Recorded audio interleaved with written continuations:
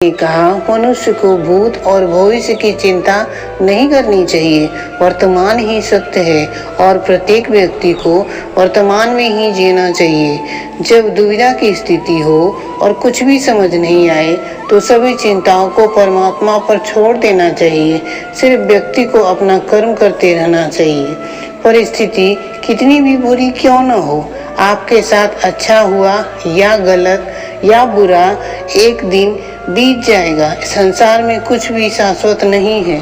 संसार परिवर्तनशील है। हमारा कोई अपना, चाहे कोई भी कितना भी करीबी क्यों न हो, उनके इस संसार से चले जाने के बाद दुख तो होता है, पीड़ा भी होती है, परंतु यह पीड़ा समय के साथ कम भी होता है। जो व्यक्ति इस संसार के आध्यात्म दृष्टिकोण से देखता है तो उस पीड़ा से बाहर आ भी जाता है। थोड़ा कठिन होता है इस शाश्वत सत्य को मानना, पर यही सत्य है। जिसने जन्म लिया है उसकी मृत्यु भी निश्चित है। जैसे मनुष्य के जीवन में बाल्यावस्था, युवावस्था और वृद्धावस्था होती है, उसके बाद उसकी मृत्यु भी निश्चित है। जैसे दिन और रात होती है, उसी प्रकार जिस व्यक्ति ने जन्म लिया है उसकी मृत्यु भी निश्चित है। मृत्यु से भयभीत होना का कोई कारण नहीं है। अभिमन्यु मां के गर्भ से चक्रव्यूह को तोड़ना सीख लिया था, परंतु जब अर्जुन चक्रव्यूह से निकलना बता रहे थे तो सुभद्रा सो गई थी। इस वजह से चक्रव्यूह से निकलना अभिमन्यु को नहीं आता था, जिस कारण उसकी अभिमन्यु की मृत्यु हो गई। यह कार्य तो पूर्ण निश्चित था। जिस शरीर के रूप में अभिमन्यु का जन्म हुआ उस शरीर की मृत्यु पूर्व निश्चित थी। इससे अर्जुन बहुत दुखी हुए तो श्री कृष्ण ने अर्जुन को एक स्वप्न के रूप में अभिमन्यु को दिखाया कि श्री कृष्ण चतुर्भुज रूप में शेषनाग की शैया पर लेटे हैं और अभिमन्यु उनकी सेवा कर रहे हैं। तब अर्जुन अभिमन्यु के पास गए, उन्हें गले लगाकर उन्हें पुचकारने लगे। तब अभिमन्यु ने कहा, मैं आपका पुत्र नहीं हूँ। कुछ समय के लिए मैंने अभिमन्यु का शरीर लिया था। मेरा वह जन्म शाश्वत नहीं था।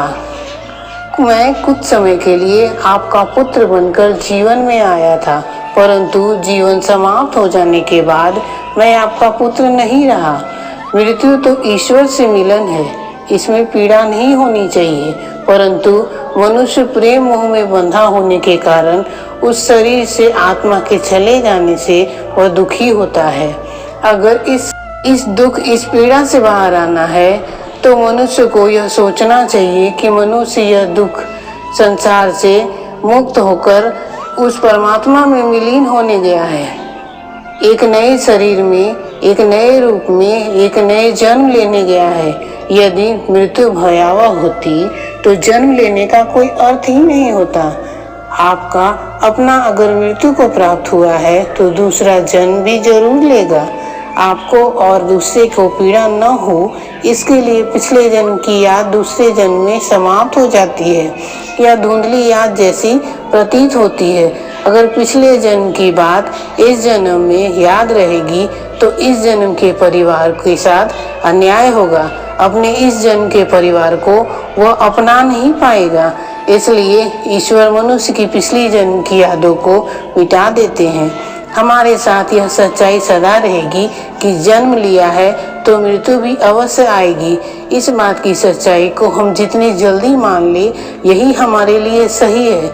यह भी सत्य है, जन्म हुआ है तो मृत्यु भी अपने निश्चित समय पर आएगी। यही अटल सत्य है, इसे हम नकार नहीं सकते हैं। यह हमारी चेतना पर निर्भर करता है कि हम इस सच्चाई को मान पीड़ा मुक्त रहते हैं या अंधेरे में इस सच्चाई से मुंह मोड़कर पीड़ा सहते रहते हैं। हमारे लिए इस अध्यात्म सत्य को मानना मुश्किल है, क्योंकि हम मोह बंधन में बंधे होते हैं, जिस कारण हमारे किसी अपने के चले जाने पर शोक मनाते हैं, दुखी रहते हैं। अगर इस संसार के जन्म मृत्यु के सत्य को हम जानते भी हैं परंतु उसे स्वीकार नहीं कर पाते और दुखी रहते हैं। जो व्यक्ति इस आध्यात्म को समझ लेता है तो उसे जन्म मृत्यु का दुख नहीं सहना पड़ता।